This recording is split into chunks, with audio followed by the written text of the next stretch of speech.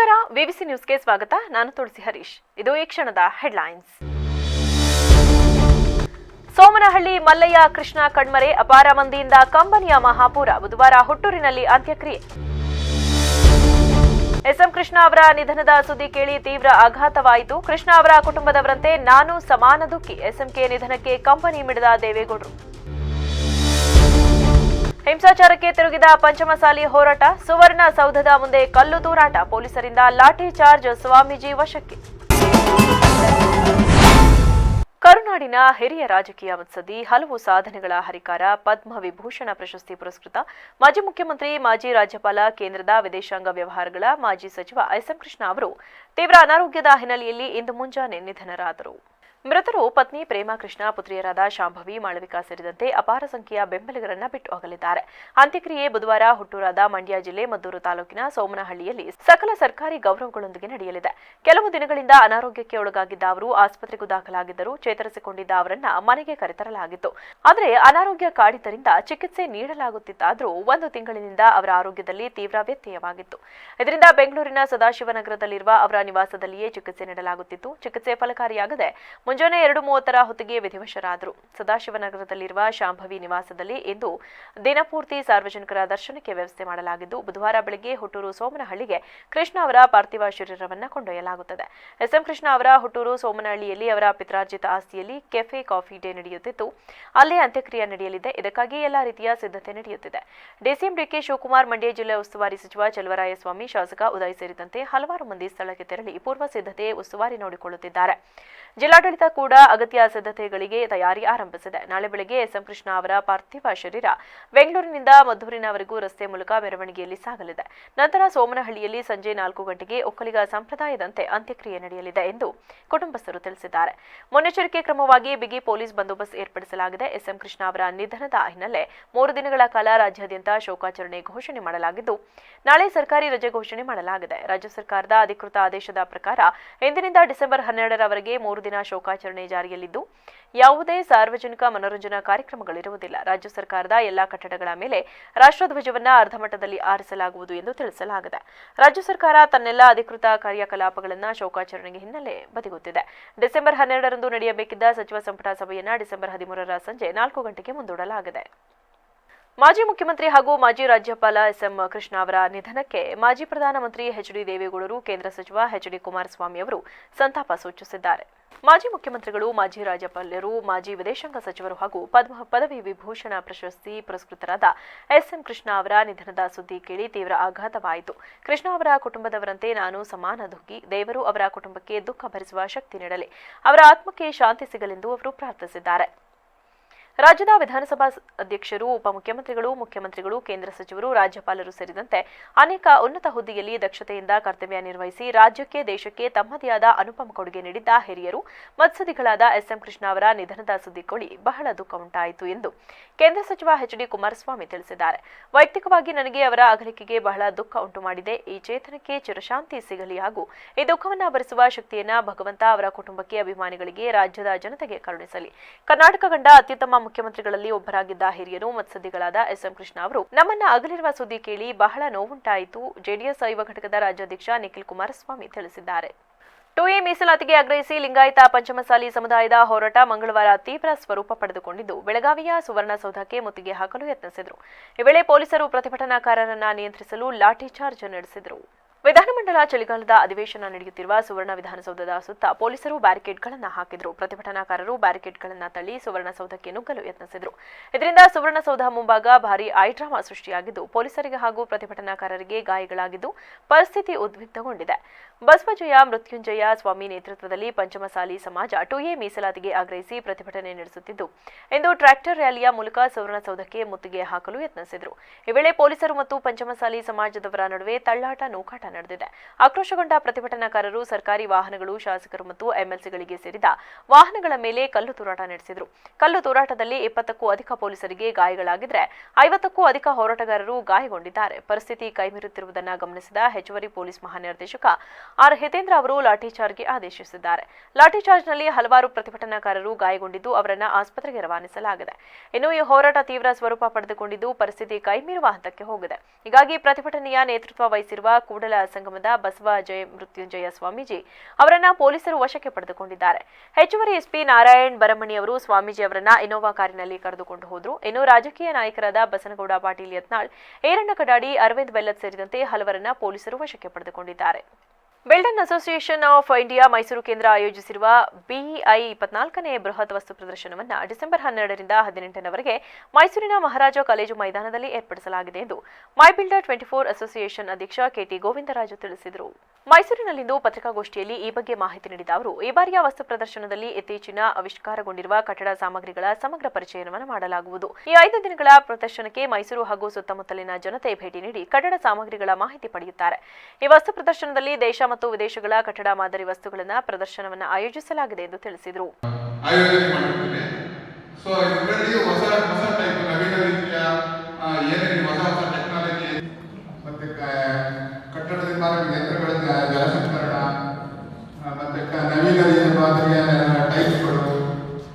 ಮನೆ ಮತ್ತೆ ಸ್ನಾನ ಮನೆಗೆ ಬೇಕಾದಂತಹ ಹೊಸ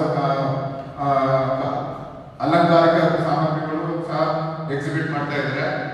ವಿಶೇಷ ರೀತಿಯ ಚಾವಣಿಗಳು, ಹೊರಾಂಗಣ ನೆಲಹಾಸುಗಳು, ನವೀನ ರೀತಿಯ ಬಣ್ಣ ಎಲ್ಲ ತರದ ಪುಸ್ತಕ ತೋರಿಸ್ತಾ ಇದ್ದಾರೆ, ಎಕ್ಸಿಬಿಟ್ ಮಾಡ್ತಾ ಇದ್ದಾರೆ. ಸೊ ಇಲ್ಲಿ ಪ್ರೇಕ್ಷಕರಿಗೆ ಮತ್ತೆ ಮನೆ ಕಟ್ಟೋರಿಗೆ ತುಂಬಾ ಅನುಕೂಲವಾಗುವಂತ ಇದನ್ನ ಕೊಡ್ತಾ ಇದ್ದಾರೆ. ಪ್ರತಿದಿನ ಸಂಜೆ ಮತ್ತೆ ಜೊತೆಗೆ ಎಕ್ಸಿಬಿಷನ್ ಜೊತೆಗೆ ಪ್ರತಿದಿನ ಸಂಜೆ ಒಂದು ಕಾರ್ಯಕ್ರಮ ಇಟ್ಕೊಂಡಿದ್ದೀವಿ. ಅದು ಮನೋರಂಜನೆ ಕಾರ್ಯಕ್ರಮ ಮತ್ತೆ ವಾಯ್ಸ್ ಆಫ್ ಮೈ ಬಿಲ್ಡ್ ಅಂತ ಮಾಡ್ತಾ ಇದ್ವಿ. ಆ ವಾಯ್ಸ್ ಆಫ್ ಮೈ ಬಿಲ್ಡ್ ಮಕ್ಕಳಿಗೆ ಒಂದು ಅವರ ಹಾಡುಗಾರಿಕೆಯನ್ನ ಪ್ರತಿಭೆಯನ್ನ ಕಳಿಸಿ. ಪತ್ರಿಕಾಗೋಷ್ಠಿಯಲ್ಲಿ ಗೌರವ ಕಾರ್ಯದರ್ಶಿ ಎಸ್ಎಲ್ ದಿನೇಶ್, ಯೋಗನರಸಿಂಹ, ಪ್ರಭಾಕರ್ ರಾವ್ ಹಾಜರಿದ್ದರು. ವರದಿ TS Shashikant, VVC news, Mysuru. ಕೇರ್ಪೇಟೆ ತಾಲೂಕಿನ ಸಂತೆಬಾಚಹಳ್ಳಿ ಗ್ರಾಮದ ಪ್ರಾಥಮಿಕ ಕೃಷಿ ಪತ್ತಿನ ಸಹಕಾರ ಸಂಘದ ನೂತನ ಅಧ್ಯಕ್ಷರಾಗಿ ಬಿ ಮೋಹನ್ ಅವಿರೋಧವಾಗಿ ಆಯ್ಕೆಯಾಗಿದ್ದಾರೆ. ಹಿಂದಿನ ಅಧ್ಯಕ್ಷರಾಗಿದ್ದ ಹರೀಶ್ ಅವರ ರಾಜೀನಾಮೆಯಿಂದ ತೆರವಾಗಿದ್ದ ಸ್ಥಾನಕ್ಕೆ ಮಂಗಳವಾರ ಚುನಾವಣೆ ನಿಗದಿಯಾಗಿತ್ತು. ತೆರವಾದ ಅಧ್ಯಕ್ಷ ಸ್ಥಾನಕ್ಕೆ ಸಂತೆಬಾಚಹಳ್ಳಿ ಬಿ ಮೋಹನ್ ಅವರನ್ನ ಹೊರತುಪಡಿಸಿ ಬೇರೆ ಯಾರೂ ಸಹ ನಾಮಪತ್ರ ಸಲ್ಲಿಸದೇ ಇರುವ ಕಾರಣ ಚುನಾವಣಾ ಅಧಿಕಾರಿಗಳಾಗಿ ಕರ್ತವ್ಯ ನಿರ್ವಹಿಸಿದ ತಾಲೂಕು ಸಹಕಾರ ಅಭಿವೃದ್ಧಿ ಅಧಿಕಾರಿ ಭರತ್ ಕುಮಾರ್ ಅವಿರೋಧ ಆಯ್ಕೆಯನ್ನ ಘೋಷಣೆ ಮಾಡಿದರು. ಈ ವೇಳೆ ನೂತನ ಅಧ್ಯಕ್ಷರನ್ನ ಅಭಿನಂದಿಸಿ ಮಾತನಾಡಿದ ಗ್ರಾಮ ಪಂಚಾಯಿತಿ ಅಧ್ಯಕ್ಷ ಅಬ್ಬನಹಳ್ಳಿ ಕುಮಾರ್, ಸಂಘದ ನೂತನ ಅಧ್ಯಕ್ಷರಾಗಿ ಆಯ್ಕೆಯಾಗಿರುವ ಬಿ ಮೋಹನ್ 1 ಬಾರಿ ಗ್ರಾಮ ಪಂಚಾಯಿತಿ ಅಧ್ಯಕ್ಷರಾಗಿ ಹಾಗೂ ಸಹಕಾರ ಸಂಘಕ್ಕೂ 2 ಬಾರಿ ನಿರ್ದೇಶಕರಾಗಿ ಕಾರ್ಯನಿರ್ವಹಿಸಿ ಪ್ರಸ್ತುತ ಸಂಘಕ್ಕೆ 2ನೇ ಬಾರಿಗೆ ಅಧ್ಯಕ್ಷರ ಸ್ಥಾನಕ್ಕೆ ಅಲಂಕರಿಸಿದ್ದಾರೆ. ಅವರ ಆಡಳಿತಾವಧಿಯಲ್ಲಿ ಸಂಘದ ನಿರ್ದೇಶಕರ ವಿಶ್ವಾಸಕ್ಕೆ ತೆಗೆದುಕೊಂಡು ಪಕ್ಷಭೇದ ಮರೆತು ಸಂಘದ ಏಳಿಗೆಗೆ ದುಡಿಯಬೇಕು. ಸಂಘದ ಮೂಲಕ ಷೇರುದಾರರು, ರೈತರು ಹಾಗೂ ಸ್ವಯಂ ಉದ್ಯೋಗ ಕೈಗೊಳ್ಳುವ ಮಹಿಳೆಯರಿಗೆ ಸಕಾಲಕ್ಕೆ ಹೆಚ್ಚಿನ ಸಾಲವನ್ನ ನೀಡಿ ಅವರ ಅಭಿವೃದ್ಧಿಗೆ ಸಹಕಾರ ನೀಡಬೇಕು ಎಂದು ಅಧ್ಯಕ್ಷ ಬಿ ಮೋಹನ್ ಅವರಿಗೆ ಸಲಹೆ ನೀಡಿದರು. ಈ ದಿನ ಈ ಸಂಘದ ಅಧ್ಯಕ್ಷರಾಗಿ ಬಿ ಮೋಹನ್ ರವರು ಆಯ್ಕೆಯಾಗಿದ್ದಾರೆ. ಇವರು ಸಂತೆಬಾಚಹಳ್ಳಿಯ ಗ್ರಾಮ ಪಂಚಾಯಿತಿಯ ಮಾಜಿ ಅಧ್ಯಕ್ಷರು ಹಾಗೂ 10 ವರ್ಷದಿಂದ ಈ ಸೊಸೈಟಿಯ ನಿರ್ದೇಶಕರಾಗಿ ಆಯ್ಕೆಯಾಗಿದ್ರು. ಅವರಿಗೆ ಹಿರಿತನನ ಗುರುತಿಸಿ ನಮ್ಮ ನಿರ್ದೇಶಕರೆಲ್ಲ ಬಿ ಮೋಹನ್ ರವರ ಅಧ್ಯಕ್ಷತೆಯನ್ನ ಮಾಡಬೇಕು ಅಂತ ತೀರ್ಮಾನಿಸಿ ಈ ದಿನ ಅವ್ರನ್ನ ಅಧ್ಯಕ್ಷರಾಗಿ ಮಾಡಿದ್ದಾರೆ. ಅವರು ಈ ಸಂಘದ ಏಳಿಗೆಗಾಗಿ ಚೆನ್ನಾಗಿ ಎಲ್ಲ ಜನ. ನೂತನ ಅಧ್ಯಕ್ಷ ಬಿ ಮೋಹನ್ ಮಾತನಾಡಿ, ಸಂಘದ ಅಧ್ಯಕ್ಷ ಸ್ಥಾನಕ್ಕೆ ನನ್ನನ್ನ ಅವಿರೋಧವಾಗಿ ಆಯ್ಕೆಯಾಗಲು ಅವಕಾಶ ಮಾಡಿಕೊಟ್ಟ ಸಂಘದ ಎಲ್ಲಾ ನಿರ್ದೇಶಕರಿಗೆ ಹಾಗೂ ಸಂಘದ ವ್ಯಾಪ್ತಿಯ ಎಲ್ಲಾ ಮುಖಂಡರಿಗೆ ಕೃತಜ್ಞತೆಗಳನ್ನು ಸಲ್ಲಿಸುತ್ತೇನೆ. ನನಗೆ ಸಿಕ್ಕಿರುವ ಅಧಿಕಾರದ ಅವಧಿಯಲ್ಲಿ ಸಂಘದ ಎಲ್ಲಾ ನಿರ್ದೇಶಕರು ಹಾಗೂ ಸಂಘದ ನೌಕರ ವರ್ಗದವರನ್ನ ವಿಶ್ವಾಸಕ್ಕೆ ತೆಗೆದುಕೊಂಡು ಸಂಘದ ಸರ್ವಾಂಗೀಣ ಅಭಿವೃದ್ಧಿಗೆ ಪ್ರಾಮಾಣಿಕವಾಗಿ ಶ್ರಮಿಸುವ ಮೂಲಕ ಋಣ ತೀರಿಸುತ್ತೇನೆ ಎಂದು ಭರವಸೆ ನೀಡಿದರು. ನಮ್ಮ ಜನಗಳಿಗೆ ಸಾಕಾರವಾಗಿ ಅವರಿಗೆ ಆಗುವಂತ ಸಹಾಯವನ್ನ ಮಾಡಿ ಜನಗಳಿಗೆ ಒಳ್ಳೆ ಕೆಲಸ ಮಾಡಿ ತೋರಿಸ್ತೀವಿ ಅಂತ ಈ ಯೋಜನೆ ಹೊಸ ಸಾಲಗಳ ಯೋಜನೆ, ಮಧ್ಯಮ ಅವಧಿ ಸಾಲ, ಆಮೇಲೆ BDP ಲೋನ್ಗಳು ಬರುವಂತ ಅನುಕೂಲವನ್ನ ಜನಕ್ಕೆ ನಾವು ಅನುಕೂಲ ಮಾಡಿಕೊಡ್ತೀವಿ ಅಂತ ಮಹಿಳೆಯರಿಗೆ ಸ್ವಸಹಾಯ ಸಂಘದ ಸಾಲಗಳನ್ನು ನೀಡ್ತೀವಿ. ಬರುವ ಏನೇ ಸಹಾಯಗಳಿದ್ರು ಬಂದಂತ ಸರ್ಕಾರದಿಂದ ಬಂದಂತ. ಈ ಸಂದರ್ಭದಲ್ಲಿ ಮುಖಂಡರಾದ ಡಿಪಿ ಪರಮೇಶ್, ಸಂಘದ ಉಪಾಧ್ಯಕ್ಷ ಎಚ್ಎಸ್ ಸುರೇಶ್, ನಿರ್ದೇಶಕರಾದ Sannappa, HS Uday Kumar, SH Krishna, HN Mahadev, SP Chandrashekar, Somaiah, ಸಂಘದ ಕಾರ್ಯದರ್ಶಿ ಎಸ್ಎನ್ ನರಸಿಂಹೇಗೌಡ ಸೇರಿದಂತೆ ಇತರರಿದ್ದರು. ವರದಿ ಮನು ಮಾಕವಳ್ಳಿ, ವಿವಿಸಿ ನ್ಯೂಸ್, ಕೆಆರ್ಪೇಟೆ. ಕೊಪ್ಪಳ ತಾಲೂಕಿನ ಶರಣಗ್ರಾಮ ಗುಳೆ ಗ್ರಾಮದಲ್ಲಿ ರಾಷ್ಟ್ರೀಯ ಬಸವದಳದ ವತಿಯಿಂದ ನೂತನವಾಗಿ ನಿರ್ಮಾಣಗೊಂಡ ಅನುಭವ ಮಂಟಪ ಹಾಗೂ ವಿಶ್ವಗುರು ಬಸವಣ್ಣನವರ ಮೂರ್ತಿಯ ಅನಾವರಣ ಕಾರ್ಯಕ್ರಮ ಜರುಗಿತು. ಬೆಳಗ್ಗೆ ಇಷ್ಟಲಿಂಗ ಪೂಜೆ ವಚನ ಪಠಣಗಳೊಂದಿಗೆ ಬಸವಧರ್ಮ ಪೀಠದ ದ್ವಿತೀಯ ಮಹಿಳಾ ಜಗದ್ಗುರುಗಳು ಹಾಗೂ ಬಸವಧರ್ಮ ಪೀಠಾಧ್ಯಕ್ಷ ಡಾಕ್ಟರ್ ಗಂಗಾ ಮಾತಾಜಿ ನೂತನ ಅನುಭವ ಮಂಟಪ ಲೋಕಾರ್ಪಣೆಗೈದರು. ನಂತರ ಬಸವಧರ್ಮ ಪೀಠದ ದ್ವಿತೀಯ ಮಹಿಳಾ ಜಗದ್ಗುರುಗಳು ಹಾಗೂ ಬಸವಧರ್ಮ ಪೀಠಾಧ್ಯಕ್ಷ ಡಾಕ್ಟರ್ ಗಂಗಾ ಮಾತಾಜಿ ಮಾತನಾಡಿ, ಅನುಭವ ಮಂಟಪ ಸಾಮಾಜಿಕ, ರಾಜಕೀಯ, ಶೈಕ್ಷಣಿಕ ಮತ್ತು ಸಾಮಾನ್ಯ ಜ್ಞಾನದ ಬಗ್ಗೆ ಆಸಕ್ತಿ ಇರುವ ಬಹುತೇಕ ಎಲ್ಲರಿಗೂ ಇದು ತಿಳಿದಿರುತ್ತದೆ. ಕರ್ನಾಟಕದ ಬಸವಣ್ಣನವರು ಜಗತ್ತಿಗೆಲ್ಲ ಒಳ್ಳೆಯ ಸಂದೇಶ ರವಾನಿಸಿದ್ದಾರೆ. ಸಮಾನತೆಯ ಸಾಮಾಜಿಕ ಕ್ರಾಂತಿಯಲ್ಲಿ ಮಹತ್ವದ ಪಾತ್ರ ತಿಳಿಸುವ ಜವಾಬ್ದಾರಿ ಅನುಭವ ಮಂಟಪದ್ದಾಗಿದೆ. ಗ್ರಾಮದಲ್ಲಿ ಅನುಭವ ಮಂಟಪ ಲೋಕಾರ್ಪಣೆ ಮಾಡಿದರೆ ಸಾಲದು, ಪ್ರತಿವಾರ ಪ್ರತಿ ತಿಂಗಳಿಗೆ ಒಂದು ಬಾರಿ ವಚನಗಳು ಅನುಸಂಧಾನ ನಡೆಯಬೇಕಾಗಿದೆ ಎಂದರು. ಕಾರ್ಯಕ್ರಮದಲ್ಲಿ ಮನಗುಳಿಯ ವಿರತಿ ಶಾಂತನಾಥ ಸ್ವಾಮೀಜಿ, ಬಸವನಗೌಡ ಪೊಲೀಸ್ ಪಾಟೀಲ್, ಶಿವಶಂಕರ ರಾವ್ ದೇಸಾಯಿ ಕೊಪ್ಪಳ, ಜಿಲ್ಲಾ ಬಸವೇಶ್ವರ ಚಾರಿಟಬಲ್ ಟ್ರಸ್ಟ್ ಅಧ್ಯಕ್ಷ ರಾಜೇಶ್ ಸಸಿಮಠ, ತಿಮ್ಮನಗೌಡ ಚಿಲ್ಕರಾಗಿ, ಗಂಗಮ್ಮ, ವೀರಭದ್ರಪ್ಪ ಕುರುಂದ, ಕರೇಗೌಡ ಕುರುಂದ ಸೇರಿದಂತೆ ಮತ್ತಿತರರು ಉಪಸ್ಥಿತರಿದ್ದರು. ವರದಿ ಶ್ರೀಕಾಂತ್ ಗೌಡ ಮಾಲಿಪಾಟೀಲ್, ವಿವಿಸಿ ನ್ಯೂಸ್ ಕೊಪ್ಪಳ. ಬಾಂಗ್ಲಾದೇಶದಲ್ಲಿ ಇಸ್ಲಾಮಿಕ್ ಮೂಲಭೂತವಾದಿಗಳಿಂದ ನಿರಂತರವಾಗಿ ನಡೆಯುತ್ತಿರುವ ಹಿಂದೂಗಳ ಮೇಲಿನ ದಾಳಿ, ದೌರ್ಜನ್ಯ ಖಂಡಿಸಿ ಡಿಸೆಂಬರ್ 13ರಂದು ಸಂಜೆ 4 ಗಂಟೆಗೆ ಭಟ್ಕಳದ ವಿಶ್ವ ಹಿಂದೂ ಪರಿಷತ್ ಮತ್ತು ಹಿಂದೂ ಜಾಗರಣ ವೇದಿಕೆ ಸಹಭಾಗಿತ್ವದಲ್ಲಿ ಸಭಾ ಕಾರ್ಯಕ್ರಮವು ನಡೆಯಲಿದೆ ಎಂದು ವಿಶ್ವ ಹಿಂದೂ ಪರಿಷತ್ ಭಟ್ಕಳ ಅಧ್ಯಕ್ಷ ರಾಮಕೃಷ್ಣ ನಾಯಕ್ ತಿಳಿಸಿದರು.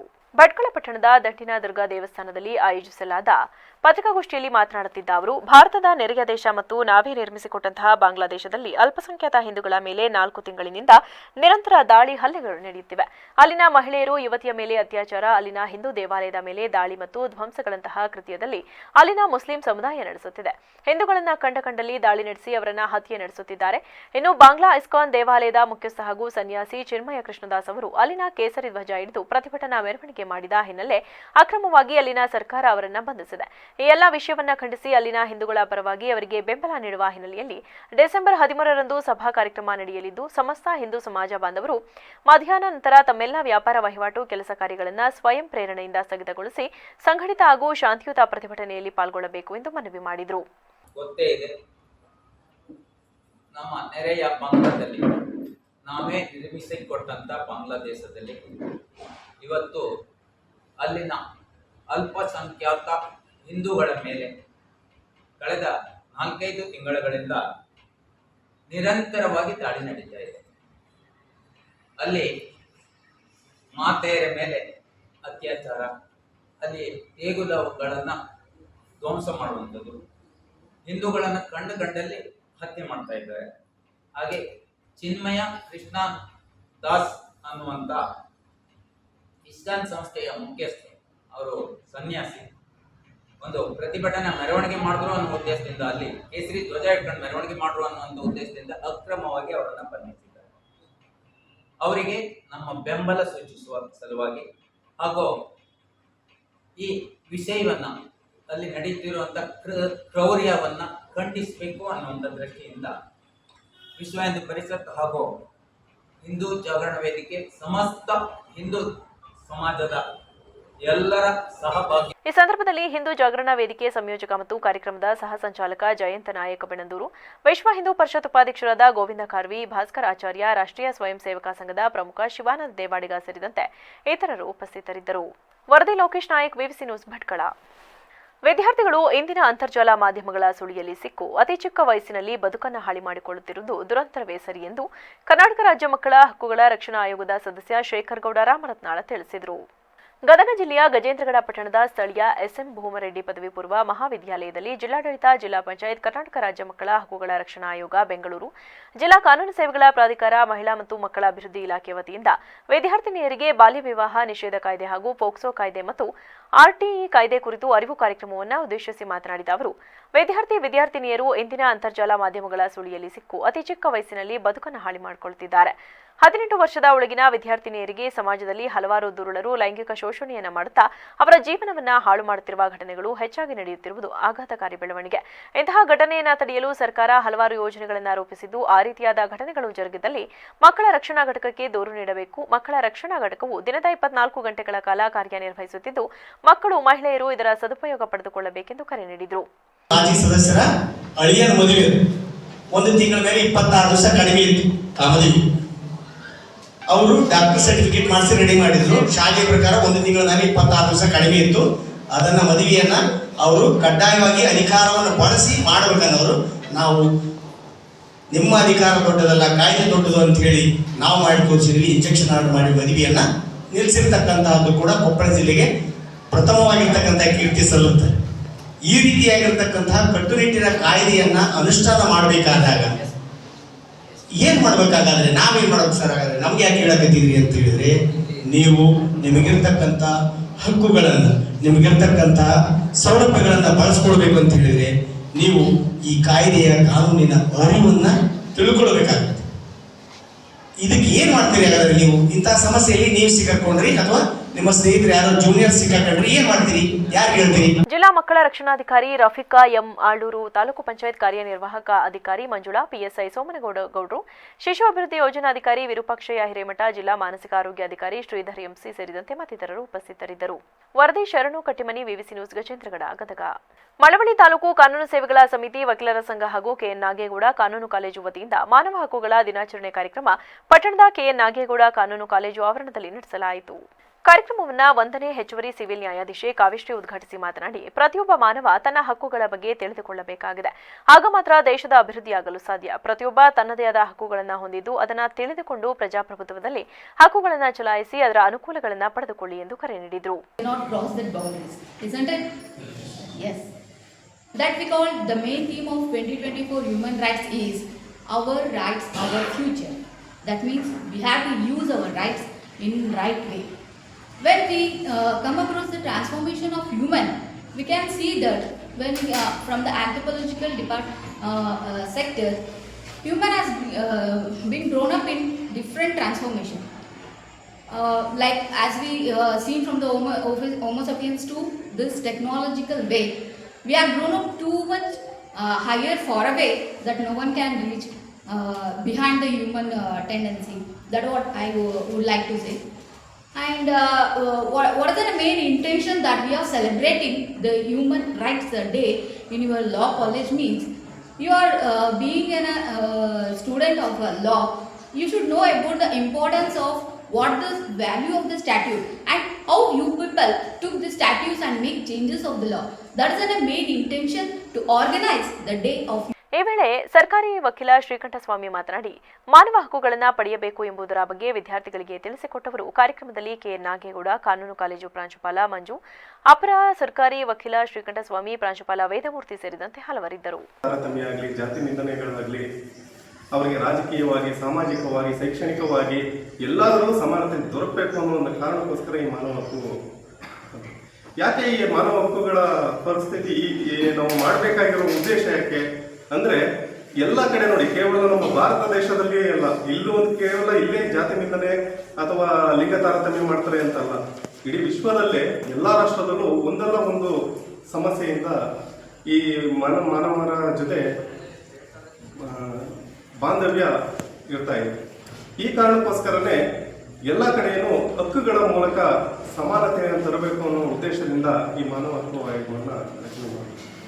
ನೋಡಿ, ಭಗವಂತ ಹಣ್ಣುಗಳನ್ನ ಸೃಷ್ಟಿ ಮಾಡಿದ, ಮರ ಗಿಡಗಳನ್ನ, ಹಣ್ಣುಗಳನ್ನ ಸೃಷ್ಟಿ ಮಾಡಿದ. ಆಕ್ಚುಲಿ ಮಾನವ ತಿನ್ನೋದಕ್ಕೂ ಮೊದಲೇ ಹಣ್ಣು ತಿನ್ಬೋದಾ ಇಲ್ವಾ ಅನ್ನೋದು ಅವನು ಗೊತ್ತಿರಲಿಲ್ಲ. ಈ ಪಕ್ಷಿಗಳು 87ನೇ ಅಖಿಲ ಭಾರತ ಕನ್ನಡ ಸಾಹಿತ್ಯ ಸಮ್ಮೇಳನದ ಕನ್ನಡ ತೇರನ್ನ ಕನ್ನಡ ಸಾಹಿತ್ಯ ಪರಿಷತ್ ತಾಲೂಕು ಅಧ್ಯಕ್ಷರಾದ ಕನ್ನಡ ಪುಟ್ಟಸ್ವಾಮಿ ಮತ್ತು ತಂಡ ಟಿ ನರಸೀಪುರ ಪಟ್ಟಣದ ವಿದ್ಯೋದಯ ಕಾಲೇಜು ವೃತ್ತದ ಬಳಿ ಸ್ವಾಗತಿಸಿತು. ಕಾಲೇಜು ವೃತ್ತದಿಂದ ಖಾಸಗಿ ಬಸ್ ನಿಲ್ದಾಣ, ಲಿಂಕ್ ರಸ್ತೆ ಮೂಲಕ ಶ್ರೀ ಗುಂಜ ನರಸಿಂಹಸ್ವಾಮಿ ದೇವಾಲಯದ ಬಳಿ ಆಗಮಿಸಿದಾಗ ಪೂಜೆ ಸಲ್ಲಿಸಲಾಯಿತು. ಸಾಹಿತ್ಯ ಪರಿಷತ್ತಿನ ಪದಾಧಿಕಾರಿಗಳು ತೇರಿಗೆ ಪುಷ್ಪಾರ್ಚನೆ ಸಲ್ಲಿಸಿದರು. ಈ ಸಂದರ್ಭದಲ್ಲಿ ಕನ್ನಡ ಸಾಹಿತ್ಯ ಪರಿಷತ್ತು ತಾಲೂಕು ಅಧ್ಯಕ್ಷ ಕನ್ನಡ ಪುಟ್ಟಸ್ವಾಮಿ ಮಾತನಾಡಿ, ಕನ್ನಡ ಸಾಹಿತ್ಯ ಸಮ್ಮೇಳನ ಮಂಡ್ಯದಲ್ಲಿ ಆಯೋಜಿಸಿದ್ದು, ಇದರ ಪ್ರಯುಕ್ತ ಕನ್ನಡದ ತೇರನ್ನ ನಮ್ಮ ನರಸೀಪುರದಲ್ಲಿ ಸ್ವಾಗತಿಸಿದ್ದೇವೆ. ಕನ್ನಡ ಮನಸ್ಸುಗಳು ಹೆಚ್ಚಿನ ಸಂಖ್ಯೆಯಲ್ಲಿ ಕಾರ್ಯಕ್ರಮಕ್ಕೆ ಆಗಮಿಸಿ ಯಶಸ್ವಿಗೊಳಿಸಿಕೊಡಬೇಕೆಂದು ಮನವಿ ಮಾಡಿದರು. ಕನ್ನಡ ಸಾಹಿತ್ಯ ಸಮ್ಮೇಳನ ಮಂಡ್ಯದಲ್ಲಿ ನಡೀತಾ ಇದೆ. ಆ ಒಂದು ಪ್ರಯುಕ್ತ ಕನ್ನಡ ಜ್ಯೋತಿ ರಥಯಾತ್ರೆ ಇಲ್ಲಿಗೆ ನರಸೀಪುರಕ್ಕೆ ಮುಗಿಸಿ ಇಲ್ಲಿಂದ ಮಂಡ್ಯ ಹೋಗ್ತಾ ಇದೆ, ಅಲ್ಲಿಗೆ ಸಮಾಪ್ತಿ ಆಗುತ್ತೆ ಅದು. ಮತ್ತು 21, 22, 23 ಸಮ್ಮೇಳನ ನಡೀತದೆ. ಎಲ್ಲ ಕನ್ನಡದ ಮನಸ್ಸುಗಳು ಬಂದು ಕನ್ನಡ ಸಾಹಿತ್ಯ ಸಮ್ಮೇಳನವನ್ನು ಯಶಸ್ವಿ ಮಾಡಬೇಕು ಅಂತ ಎಲ್ಲರಲ್ಲೂ ಕೇಳ್ಕೊಂತ ನಾನು 2 ಮಾತುಗಳು.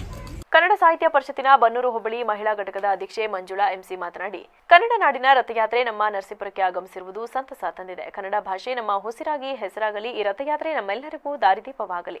ಮಂಡ್ಯದಲ್ಲಿ 20ನೇ ತಾರೀಕಿನಿಂದ 3 ದಿನಗಳ ಕಾಲ ಸುದೀರ್ಘವಾಗಿ ಕನ್ನಡ ಸಾಹಿತ್ಯ ಸಮ್ಮೇಳನ ನಡೆಯಲಿದ್ದು, ನಾವೆಲ್ಲರೂ ಹೆಚ್ಚಿನ ಸಂಖ್ಯೆಯಲ್ಲಿ ಭಾಗವಹಿಸೋಣ ಎಂದರು. ಒಂದು ಹೆಮ್ಮೆಯ, ಹಿರಿಮೆಯ, ಗರಿಮೆಯ ತಾಲೂಕು. ನಮ್ಮ ತಾಲೂಕಿಗೆ ಆಗಮಿಸಿರೋದು ನಮ್ಮೆಲ್ಲರಿಗೂ ತುಂಬ ಸಂತೋಷದ ಒಂದು ಸುದಿನ ಅಂತೇಳಿ ನಾನಾದರೂ ಕೂಡ ಈ ಸಂದರ್ಭದಲ್ಲಿ ಭಾಗವಹಿಸ್ತಾ, ತಾಯಿ ಭುವನೇಶ್ವರಿಗೆ ನಾವೆಲ್ಲರೂ ಕೂಡ ಪಾತ್ರರಾಗೋಣ. ತಾಯಿಯ ನುಡಿತೇರನ್ನು ನಾವೆಲ್ಲರೂ ನಮ್ಮ ಜೀವನದ ಉಸಿರು ಇರೋವರೆಗೂ ಕೂಡ ಎಳೆಯೋಣ. ಹಾಗೆ ನಮ್ಮ ಕನ್ನಡ ಭಾಷೆ ನಮ್ಮ ಉಸಿರಾಗಲಿ, ಅದೇ ನಮ್ಮ ಹೆಸರಾಗಲಿ. ನಮ್ಮ ಕುಯಿಲುಗಳ ನಾರಾಯಣರವರು ಹೇಳಿರುವಂಥ ಮಾತನ್ನು ನಾವೆಲ್ಲರೂ ಹಸಿರಾಗಿಸೋಣ. ಹಾಗೆ DS ಕರ್ಕಿರವರು ಹೇಳಿರುವಂತಹ ಹಾಡು, ಅಚ್ಚೇವು ಕನ್ನಡದ ದೀಪ, ಸಿರಿ ನುಡಿಯ ದೀಪ, ಅಚ್ಚೇವು ಸಿರಿ ಬೆಳಗಿನ ದೀಪ ಅನ್ನುವಂತಹ ನುಡಿ ಬುತ್ತಿಗೆ ನಾವೆಲ್ಲರೂ ಕೂಡ ಭಾಜನರಾಗೋಣ. ಈ ರಥಯಾತ್ರೆ ನಮ್ಮ ಸೂರ್ಯ ಚಂದ್ರ ಇರುವವರೆಗೂ ಕೂಡ ಬಾನಿನಗಲ ಪಟಪಟ ಪಸರಿಸಲಿ ಬಾವುಟ. ಹಾಗೆ ಈ ರಥಯಾತ್ರೆ ನಮ್ಮೆಲ್ಲರಿಗೂ ದಾರಿದೀಪವಾಗಲಿ ಅಂತ ನಾನು ನಮ್ಮ ತೀನರಸೀಪುರ ತಾಲೂಕಿನ ಎಲ್ಲ ಕನ್ನಡ ಬಂಧುಗಳ ಪರವಾಗಿ ಈ ಶುಭ ಸಂದರ್ಭದಲ್ಲಿ ಶುಭವನ್ನು ಹಾರೈಸ್ತಾ, ತಾಯಿ ಈ ಒಂದು ಯಾತ್ರೆ ಹೊರಟಿರ್ತಕ್ಕಂತಹ ಈ ಸುದಿನ ಮಂಡ್ಯದಲ್ಲಿ 20ನೇ ತಾರೀಕಿನಿಂದ 3 ದಿನಗಳ ಕಾಲ ಸುದೀರ್ಘವಾಗಿ ಕನ್ನಡ ಸಾಹಿತ್ಯ ಸಮ್ಮೇಳನ ನಡೀತಾ ಇದೆ. ಇಂತಹ ಸುವರ್ಣ ಜಾತ್ರೆಗೆ ನಾವೆಲ್ಲರೂ ಕೂಡ ಸೇರಿ ಕನ್ನಡ ರಥಯಾತ್ರೆಯಲ್ಲಿ ನಾವೆಲ್ಲರೂ ಭಾಗಿಯಾಗೋಣ. ತಾಯಿ ಭುವನೇಶ್ವರಿಯ ಸೇವೆಗೆ ನಮ್ಮ ತನು ಮನ ಧನವನ್ನು ಸಮರ್ಪಣೆ ಮಾಡಿಕೊಳ್ಳೋಣ ಅಂತೇಳಿ ಈ ಶುಭ ಸಂದರ್ಭದಲ್ಲಿ ನಾನು ಕನ್ನಡ ನಾಡಿನ ನಮ್ಮೆಲ್ಲ ಮನಸ್ಸುಗಳ ಪರವಾಗಿ ಹಾಗೂ ನನ್ನ ಎಲ್ಲ ಕನ್ನಡ ಬಂಧುಗಳ ಪರವಾಗಿ ಪ್ರೀತಿಪೂರ್ವಕವಾಗಿ ತಾಯಿ ಭುವನೇಶ್ವರಿಗೆ ವಂದನೆಗಳನ್ನು ಅರ್ಪಿಸ್ತಾ ನನ್ನ ಮಾತಿಗೆ ವಿರಾಮ ಹೇಳ್ತೇನೆ. ನನ್ನ ಹೆಸರು ಮಂಜುಳಾ ಎಂಸಿ. ನಾನು ಕನ್ನಡ ಸಾಹಿತ್ಯ ಪರಿಷತ್ತಿನ ಬನ್ನೂರು ಹೋಬಳಿಯ ಮಹಿಳಾ ಘಟಕದ ಅಧ್ಯಕ್ಷೆಯಾಗಿ ಕರ್ತವ್ಯ ನಿರ್ವಹಿಸ್ತಾ ಇದ್ದೀನಿ. ಅಲ್ಲಿ ಸರ್ಕಾರಿ ಪ್ರೌಢಶಾಲೆ ಕೇತುಪುರ ಶಾಲೆಯಲ್ಲಿ ಕನ್ನಡ ಭಾಷಾ. ಈ ಸಂದರ್ಭದಲ್ಲಿ ಅನಾಥ ಶವಗಳ ಮುಕ್ತಿದಾತ ಮಾದೇಶ ಸೇರಿದಂತೆ ಇತರರಿದ್ದರು. ವರದಿ M Nagendra Kumar, VVC news, T Narasipura. ಕೊನೆಯಲ್ಲಿ ಮತ್ತೊಮ್ಮೆ ಹೆಡ್ಲೈನ್ಸ್. ಸೋಮನಹಳ್ಳಿ ಮಲ್ಲಯ್ಯ ಕೃಷ್ಣ ಕಣ್ಮರೆ, ಅಪಾರ ಮಂದಿಯಿಂದ ಕಂಬನಿಯ ಮಹಾಪೂರ. ಬುಧವಾರ ಹುಟ್ಟೂರಿನಲ್ಲಿ ಅಂತ್ಯಕ್ರಿಯೆ. SM ಕೃಷ್ಣ ಅವರ ನಿಧನದ ಸುದ್ದಿ ಕೇಳಿ ತೀವ್ರ ಆಘಾತವಾಯಿತು. ಕೃಷ್ಣ ಅವರ ಕುಟುಂಬದವರಂತೆ ನಾನು ಸಮಾನ ದುಃಖಿ. SMK ನಿಧನಕ್ಕೆ ಕಂಬನಿ ಮಿಡಿದ ದೇವೇಗೌಡರು. ಹಿಂಸಾಚಾರಕ್ಕೆ ತಿರುಗಿದ ಪಂಚಮಸಾಲಿ ಹೋರಾಟ. ಸುವರ್ಣ ಸೌಧದ ಮುಂದೆ ಕಲ್ಲು ತೂರಾಟ. ಪೊಲೀಸರಿಂದ ಲಾಠಿ ಚಾರ್ಜ್. ಸ್ವಾಮೀಜಿ ವಶಕ್ಕೆ. ಕ್ಷಣ ಕ್ಷಣದ ಸುದ್ದಿಗಾಗಿ ನೋಡ್ತಾ ಇರಿ VVC TV, ಸತ್ಯದ ಕಡೆ ನಮ್ಮ ನಡೆ.